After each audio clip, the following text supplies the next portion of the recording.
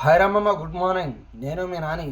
So ప్రతి ఒక్కరు కూడా నన్ను అడుగుతున్నారు, నాని భాయ్ మొత్తం మస్తు సంపాదిస్తున్నావు, ఏంది నీ లెక్క ఏందని అడుగుతుండ్రు.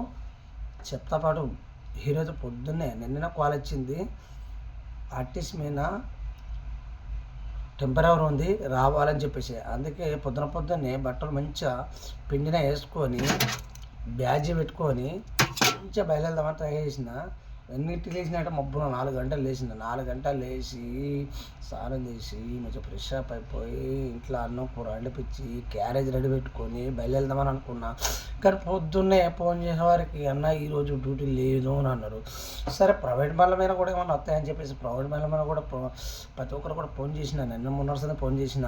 సో ఏం తెత్తులు అంటే నాన్నగాడు అబ్బా బస్సు నడుపుతుండు, కారు నడుపుతుండు, లారీ నడుపుతుండు, ఆర్టీసీ బస్సు పోతుండు అని అంటుండు. కానీ నెలకు మంచి కమాయిస్తుండని చెప్పేసి మీరు అనుకుంటున్నారు. కానీ తప్పు మీరు అనుకుంటే కాదు, నేను చెప్పాల్సింది. అసలు ఏంటంటే నేను కష్టపడి ఒక ఇల్లు కొనుక్కున్నా. ఆ ఇల్లు కొనుక్కున్నాక నెలకు దాని ఈఎంఐ కట్టుడుకు 12,000 చిల్లర ఈఎంఐ కట్ అవుతుంది.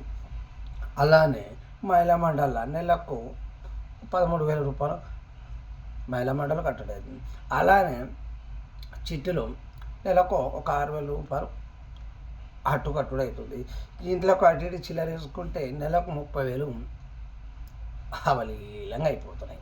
కానీ నేను ఎంత కష్టపడ్డా పొద్దున చూసేవారికి జేబులో రూపాయి కాదు కదా ఆటన బిల్ల కూడా ఉండలేదు. కానీ నేను ఎవరు చెప్పుకోవాలి నా బాధ. కనీసం ఇట్లా చూసి అవుతుంది రూపాయి నా జేబులో. ఫ్రెండ్స్ అంటున్నాం, బా చాయ్ తాపాడు, నీళ్ళు తాపాడు, నెల మంచిగా సంపాదిస్తాడు, పైసలు ఏంది ఎత్తుతున్నాడు మీరు అనుకుంటున్నారు. ఒకటే అన్న, నేను కష్టపడుతున్నా. ఎందుకో తెలుసా,